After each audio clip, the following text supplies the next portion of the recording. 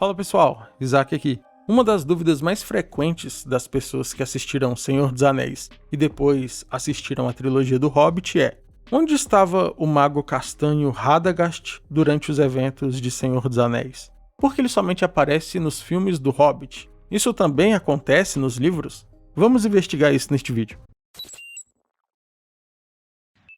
Vamos começar pela última pergunta. Radagast aparece nos livros de Senhor dos Anéis ou somente no livro do Hobbit? Embora a participação de Radagast seja extremamente limitada nos livros de Senhor dos Anéis, ela ainda acontece sim.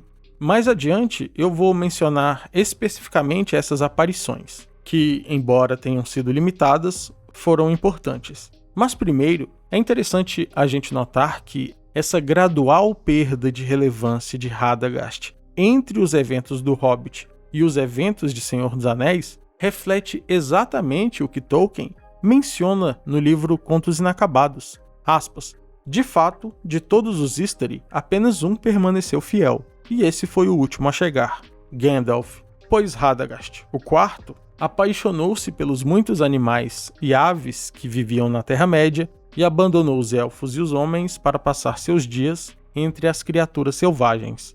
Foi assim que obteve seu nome, que no idioma de Númenor significa aquele que cuida dos animais. Tolkien diz que Radagast jamais se tornou alguém maligno, pois isso não fazia parte de sua natureza. No entanto, alguém não precisa ser mau para falhar numa missão que lhe fora designada. Sempre que eu menciono esse assunto, eu gosto de deixar claro que eu adoro Radagast, pois reconheço que ele desempenhou papéis importantíssimos durante o Legendário. No entanto, o fato da gente gostar dele não muda que ele passou a se distanciar da missão original da qual ele fora designado.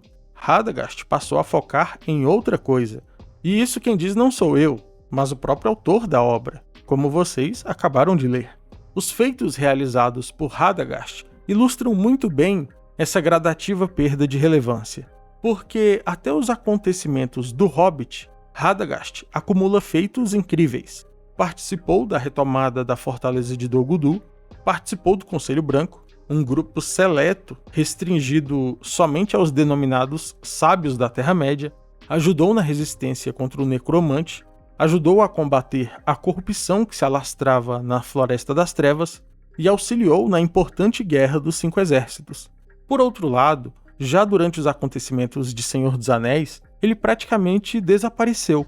Não participou do Conselho de Elrond, não participou da Batalha do Abismo de Helm, de Minas Tirith e de vários outros acontecimentos em que os homens e elfos efetivamente precisavam dele.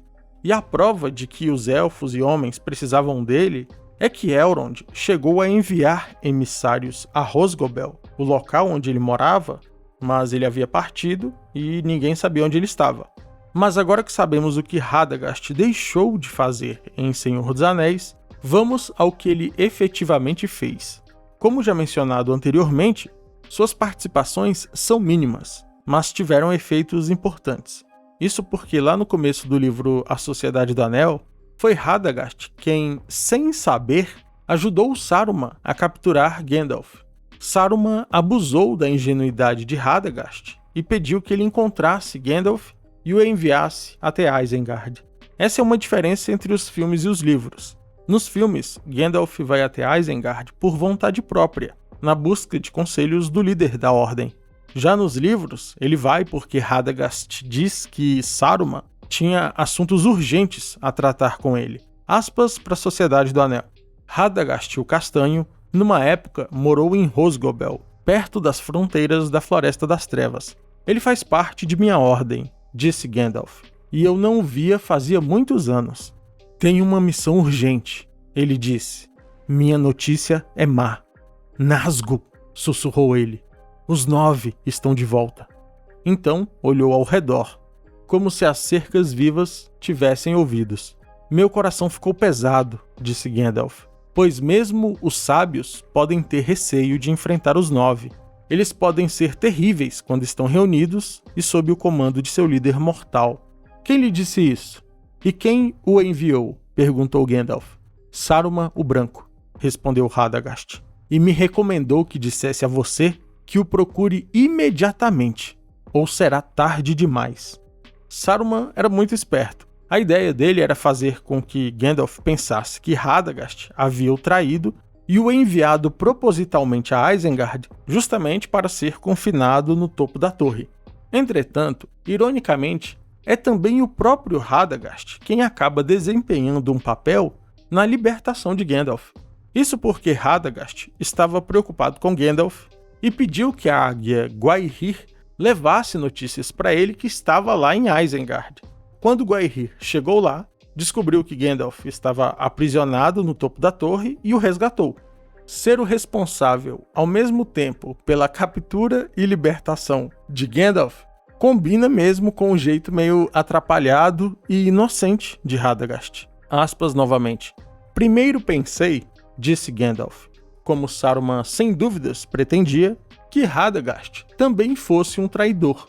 Mas eu não tinha percebido nada de errado em sua voz ou em seus olhos quando nos encontramos. Se tivesse, jamais teria ido a Isengard, ou teria sido mais cauteloso. Assim, concluí que Saruman havia escondido suas intenções e enganado o mensageiro. De qualquer forma, teria sido inútil tentar convencer o honesto Radagast a se aliar a um projeto de maldade e traição. Procurou-me de boa fé e por isso me convenceu. E essa foi a ruína do plano de Saruman, pois Radagast não via motivos para não fazer o que eu pedira e cavalgou até a Floresta das Trevas, onde tinha muitos amigos antigos. E as águias das montanhas se espalharam e viram muitas coisas. Os lobos e os orcs se agrupando, os 9 cavaleiros indo de cá para lá, e foi enviado um mensageiro para me trazer as notícias. Foi assim que, quando o verão terminava, numa noite enluarada, Gwaihir, o Senhor do Vento, a mais rápida entre as grandes águias, chegou inesperadamente a Orthanc. Encontrando-me no pináculo, falei com ele, que me carregou embora. Essas são suas breves participações em Senhor dos Anéis. Induzir que Gandalf fosse a Isengard e solicitar que uma águia fosse até lá para levar notícias a ele. Depois desses 2 fatos, Radagast se torna completamente recluso e sequer é mencionado nos livros As Duas Torres ou no Retorno do Rei. Agora, em relação a ele não aparecer nos filmes, eu penso que, assim como aconteceu com Glorfindel ou Tom Bombadil, me parece acertada a decisão de deixar Radagast de fora dos filmes. Pois, como a maioria de vocês já sabem, o diretor Peter Jackson estava sob intensa pressão do estúdio para diminuir o tamanho dos filmes. É preferível deixar um personagem de fora do que inseri-lo e não ter tempo de desenvolvê-lo adequadamente. No caso específico de Radagast, a presença dele poderia ser ainda pior do que os outros 2 que eu mencionei, porque para um público que não lê os livros poderia gerar confusão. Afinal, ele se parece, em certos aspectos, com Gandalf. Então, as pessoas naturalmente iriam perguntar: ué, onde foi parar aquele outro mago castanho que se parece com Gandalf? Já que não teria tempo de explicar, na minha opinião, realmente foi melhor deixá-lo de fora.